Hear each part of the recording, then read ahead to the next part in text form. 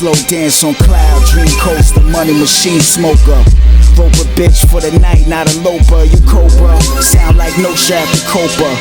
Pimp stock going up since growing up. Working my own crush, tried to build that city for us. Dear you special. For who I remain nameless. For you I write this paperless. From Kingpin Caesar, the dream team nigga. Fly jewels on with the bling bling blicker. Questions about a killer, a man sentenced to 4 consecutive life terms without the possibility of parole, but allowed to have unsupervised family visits. And one of those visits, his wife ends up dead. Your reporter Madison Keevy has the woman's family's plea to the prison make changes and give them answers. Love their grandchildren more than anything. And that's what hurts the most, is because we got some that's about 3 years old. They don't know, what's going on. It's hard to explain that to them. Stephanie Brinson wore many hats. Grandmother, mom, a volunteer who gave back to her community. It really hurt. She was a very loving person to a fault. She didn't care what your past was. She saw the good in everybody. Stephanie died during an overnight family visit at Mule Creek State Prison. She was there visiting her husband, David Brinson, sentenced to 4 consecutive life terms without the possibility of parole for killing 4 men in a Los Angeles robbery in 1994. She liked this guy and she trusted him, and unfortunately, it was her demise. According to the Amador County Sheriff's and CDCR, at some point in the middle of the night during their November visit, Brinson called the prison staff to say Stephanie passed out. 2 weeks later, her family was told something seemed suspicious about the case. Kind of suspected it was something weird going on because she was healthy. Her children's fears realized. The Amador County coroner ruled it a homicide. Stephanie was strangled. It's a very frustrating role because we know it was just him and her in the room, nobody else. No supervision, no phones. They take her phone, they take all her belongings. So what hope does she have to, her life is in his hands at that point. Her children want answers. Why an inmate with a violent history was allowed to have unsupervised visits at all? We took those questions to CDCR. They say protocol is that visits are determined by conduct while incarcerated, not convictions, unless an inmate has suspended privileges due to disciplinary actions, are on death row, or are convicted for sex offenses. We just want answers. What could be done, and not even just for the sake of my mom, but for the future, for somebody else's mom, somebody else's wife. Trying to make a change. There are no charges for Stephanie's death, and Brinson has not been named as a suspect. He has been moved, however, to a facility in Stockton. What is devotion? How many men really understand what is devotion? There are plenty of men who understand what being devoted to something is. There are a lot of devoted men to their crafts, to the Most High, devoted to their children, even their wives. But how many men have felt what actual devotion really is? Actual felt, undying devotion. Not many. As men, we've grown accustomed to fickle, half-hearted attempts at quote-unquote devotion, masters some type of lust or infatuation based on duty.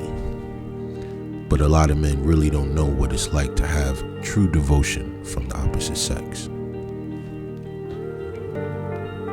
And especially men of principle, men of standard, men who walk uprightly.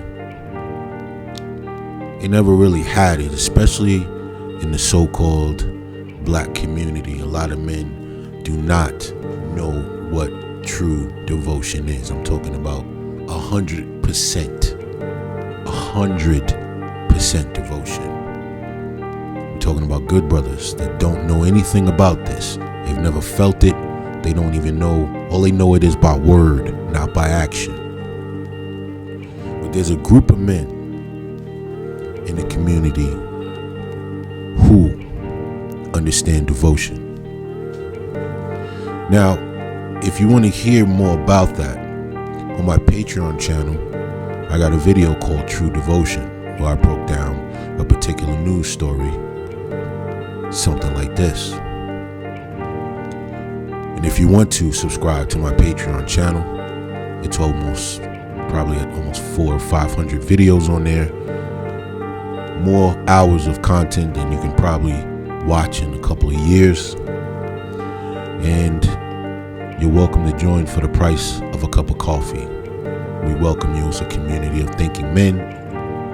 Conversations are great, a lot of intelligence, and of course, content from yours truly.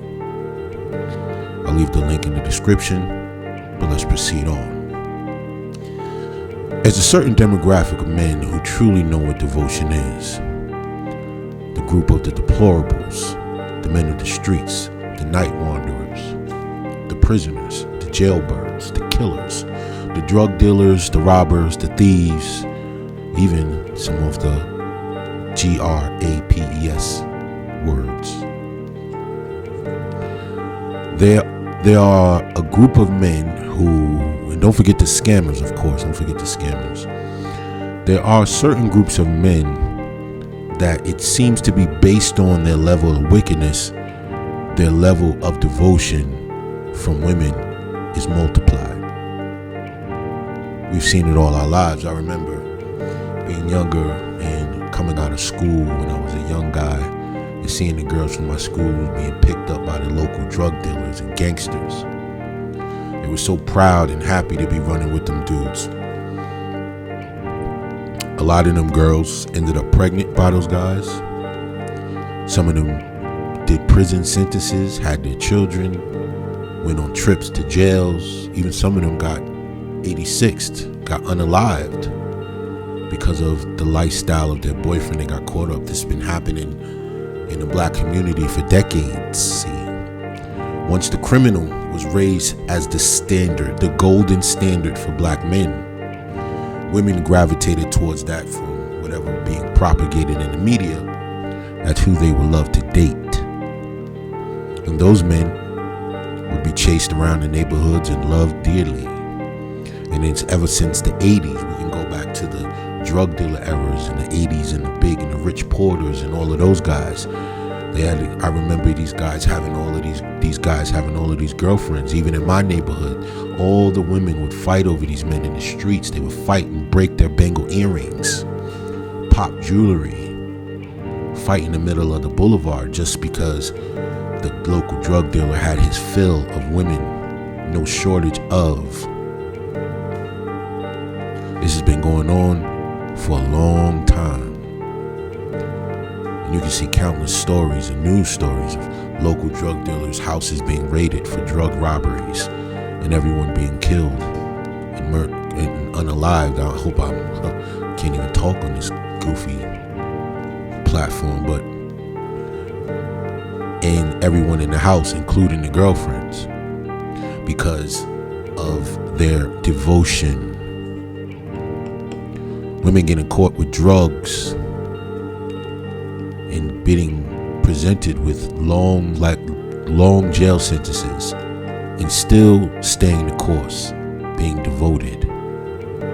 There are men going to jail for long stints of crimes and them being devoted 100% fully, right? Maybe not 100% physically on the outside, but her heart belonged to that criminal.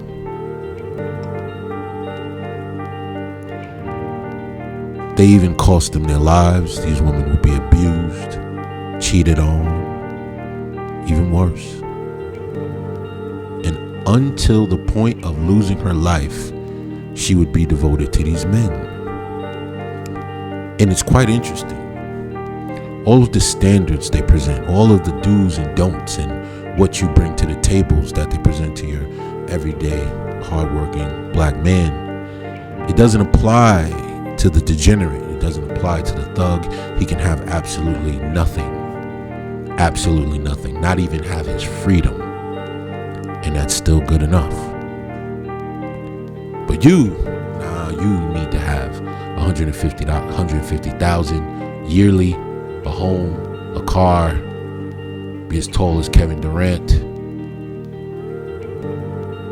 and still own businesses, and still somehow, by some miracle, be a thug, but have all of these other benefits at the same time. It's quite wild when you think about it. So, let's get to this story. This woman that you saw in the news clip her life was taken by her husband, a man who was serving 4 consecutive life sentences for homicide during a robbery. This man has been in prison since the 90s. And this woman, who had all these things going for her, she had a business, she had grandchildren, she did all of this, she was a stylist, she had all these things going for her. But for some reason, somehow, she found herself devoted to a killer, to a murderer. Devoted fully. This was her husband, not her boyfriend. This was her husband. And to even go to think, like, wow, was she with him when he was free on the streets back in the 90s? No, that would actually be somewhat logical. But no, this woman met this man while he was in prison and chose to be fully devoted to this man, barely having access to him, probably sending him all of her money, taking long trips. Maybe she moved closer to him, traveling to go visit him in prison. And she was in love with that man. 100% in love. To the point where she lost her existence on this plane from strangulation during a conjugal visit with her husband that she was so devoted to. So devoted that it cost her life. They say strangulation, could be other reasons, could be something they were doing while they were messing around, got a little out of control. But at the same time, you got to think she's 60 years old, and if she's still trying to do all of these rough, crazy things in the bedroom at her age, it is a risk that things will go wrong doing breath play and all of these type of wild, kinky things a lot of you guys like to do in the bedroom with your harlots that you love to date. And she loses her life, and everyone's wondering what went wrong. How did this happen? How does someone like her end up with someone like this? Was he lucky? Did Cupid fire his arrow with the precision of a Russian sniper and hit him in his heart and hit her in the heart? And they were just drawn to each other like two magnets, two moths in a flame, like Janet Jackson would say. What is it about this man? Was he undeniably handsome? Was he one of the best looking homicidal men ever to walk the earth? I'm not the judge of that. Was he the richest man on earth? No. Who knows? So what was it about this man, and what is it about these men that trigger such an act of devotion? Even sacrificing one's own life, one's own safety, one's own freedom for this devotion. What is the mystery? We try to break it down. We try to make sense of it, but it doesn't make sense. Even when you make sense of it, it makes no sense. Especially with all the rhetoric going around on social media on how men have to be this and men have to be that. But then in real life, you see what they really deal with. For example, you ever been or dated a girl or knew of a girl from your past, from school, maybe a job, somebody you knew, beautiful girl, and she would have all of these things to say about men and what they do and who they deal with and who she wouldn't deal with, and give brothers a hard time that try to get at her and make it all difficult and complicated. And then something miraculous would happen. You would see her out in public with one of her boyfriends, or you would see her with her child's father, and you would be surprised and shocked to see that this man doesn't fit any of the attributes that you glare and talk about from your rooftop, scream at the top of your lungs that a man has to meet this criteria to be deemed worthy of you in your womb. But then you see this guy, he's a jailbird, a bum, an alcoholic, a drug addict, and everything else you can be under the sun. Or you see an old photo of an ex-boyfriend, and he's standing out throwing up gang signs with dirty dreads and his pants hanging off his ass. And you sit there and wonder, what happened here? How did this man woo you so much? How did he beguile you? How did he earn your devotion? And then they would get into these tall tales about all the traumatic things that these men put him through. Abuse, taking their money, treating them like garbage, stressing them out, not taking care of his seeds that she allowed him to inject into her uterus. You sit there in awe, you wonder, you're almost confused as to how something like this happens. It's a mystery of the universe. And they go around so proudly.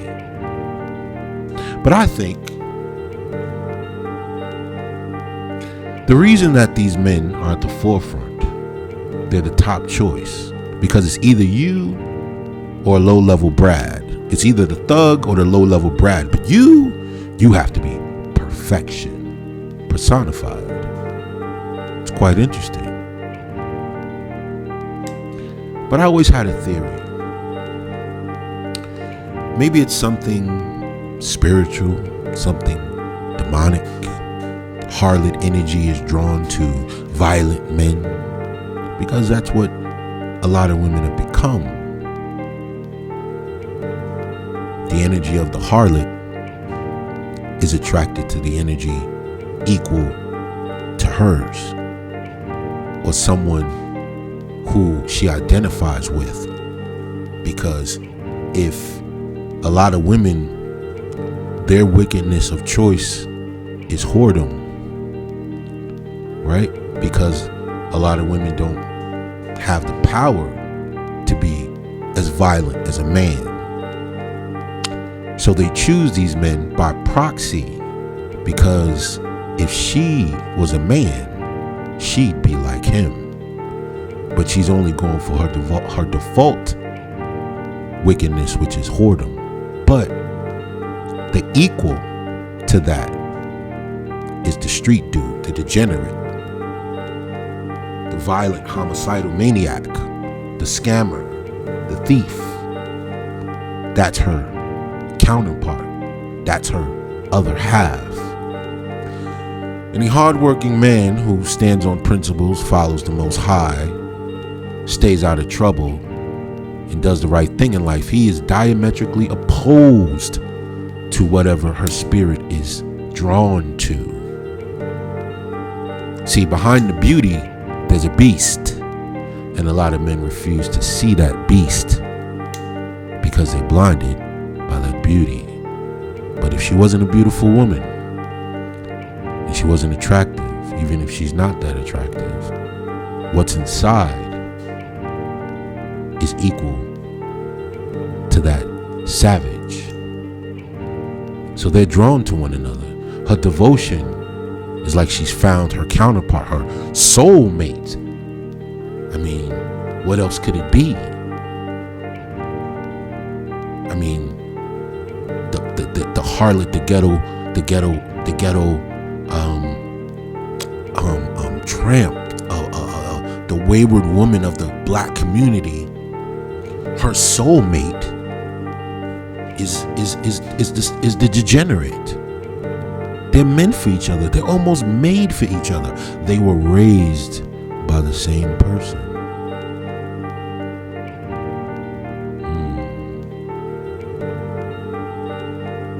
But you, thinking man, you are a wayward spirit.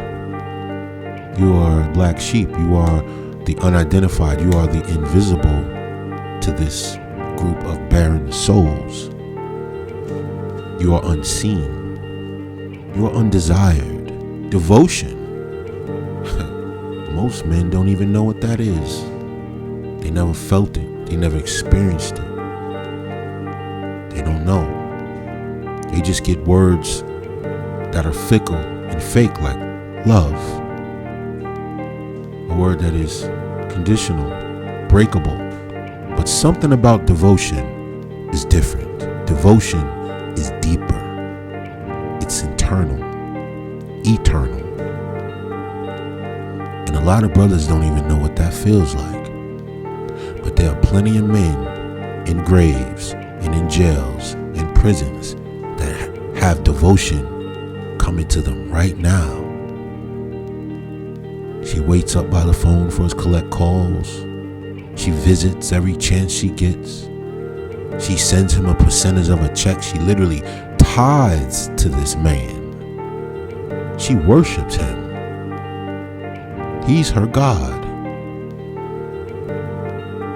And every time she gets a chance, or if another man approaches her, her heart is so blackened by her love for this black-hearted man that you don't stand a chance.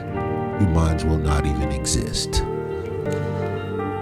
And this mystery will keep going. I mean, and this is a conversation we had over years and years and years, but when everything changed to the welfare state, the hardworking man was literally a burden. He was a problem. He was a malfunction, a glitch in the matrix to what they were seeking when they took that side of the deal. And generations later, the programming about those men carried on. And I always tell you, for a woman that has been devoted to a degenerate, if she gets with you, it's for a reason. You only have 4 jobs. And you want to know what those 4 jobs are? An ATM, a human ATM, a sperm donor, a jester, entertainer. You take her on dates. You do all these things to make her have fun. You take her on trips. Or you're a human dildo. That's pretty much your 4 duties. You might have all 4, and she might have more use for you. Or you might be 2 of those 4, or 1 of those 4. But you got to know what position you play or have played in the past. So when we talk about devotion and what it really means, what it encompasses, it's something deep. It's something spiritual. If you haven't had it, maybe that's something that says something about you. Because a lot of good brothers have obtained women and been with women and dated and married and had children with women, but them women were never devoted to them. Some of these men almost felt tolerated. You know.